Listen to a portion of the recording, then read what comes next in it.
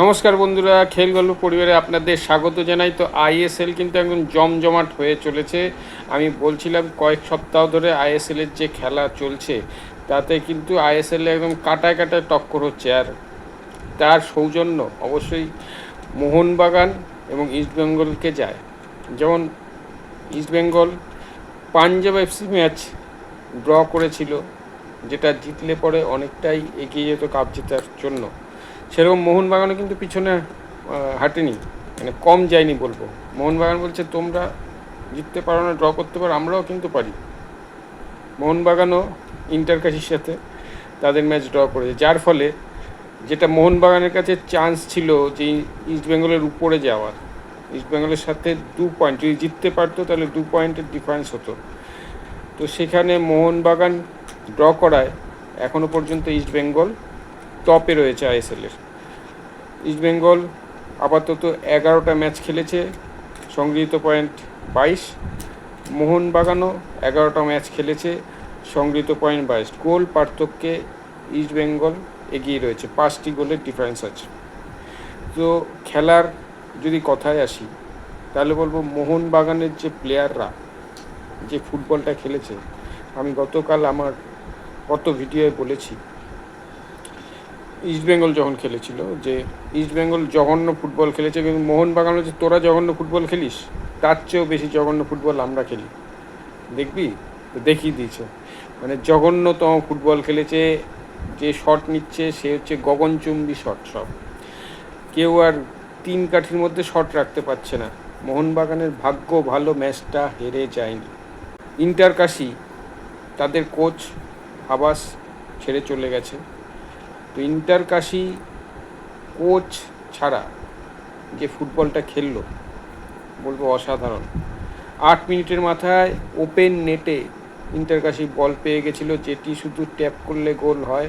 ট্যাপও করেছিল কিন্তু আসিফ সেটি বাইরে মারে, ট্যাপটা বাইরে হয়ে যায়। সেই সময় যদি গোল হয়ে যেত তাহলে বলবো কিন্তু মোহনবাগানের কপালে দুঃখই ছিল।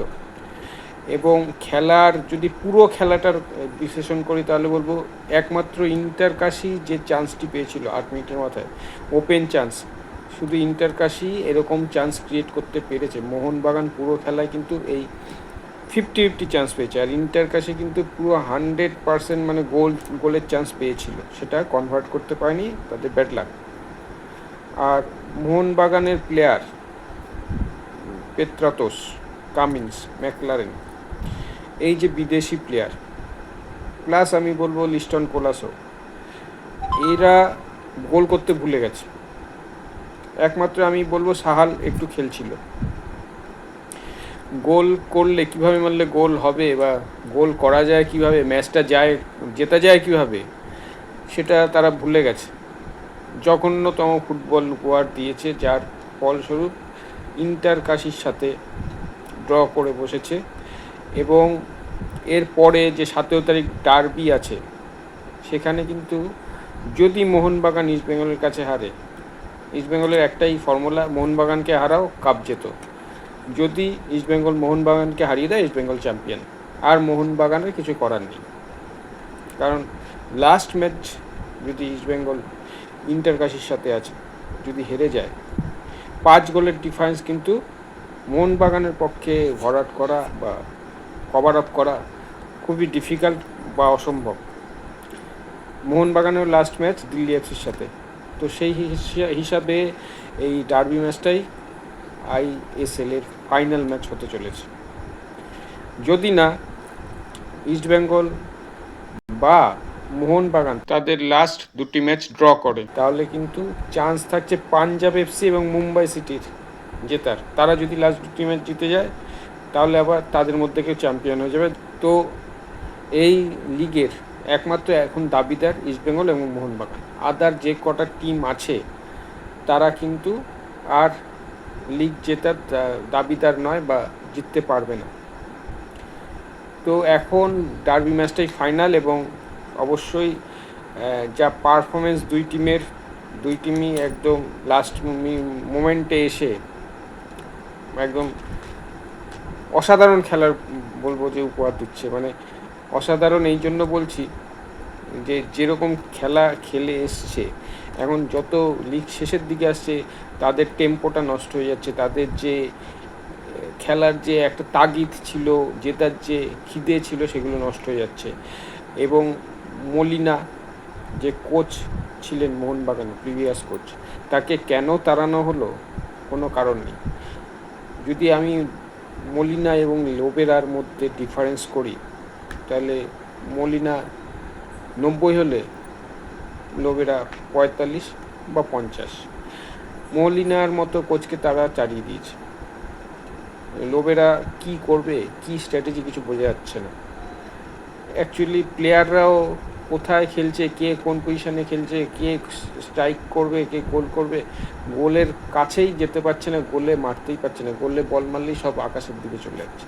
তো এই হচ্ছে মোহনবাগানের এখন বর্তমান অবস্থা, খুবই জঘন্য। এবং বলবো যে ডার্বিতে মোহনবাগানের কিন্তু বস একদম খুবই বেগ, যদি খুব মানে ভালো খেলে তাহলেই কিন্তু ইস্টবেঙ্গলকে হারাতে পারতে পারে।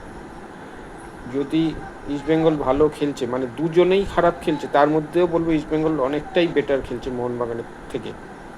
তো সেই হিসাবে এখন ডার্বি একমাত্র ভরসা দুই টিমের, কে ডার্বিতে যেতে সেটাই দেখার, যে জিতবে কাপ তার, সোজা হিসাব।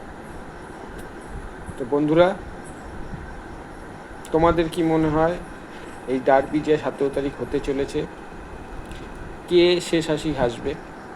অবশ্যই যেও তোমরা মাঠে, এবং যতটা শোনা যাচ্ছে যে 70,000 মতো টিকিট দেওয়া হবে, ক্যাপাসিটি থাকে 1 লাখের কাছে, 1,10,000, তত দেওয়া হয় না, কিছু ফাঁকা রাখা হয়। 70,000 মতো টিকিট থাকবে। এবং অবশ্যই সবাই দেখো, আমি দেখতে পারবো না, আমি টিভিতেই দেখবো, আমার সময় হবে না ওখানে গিয়ে ম্যাচ দেখার।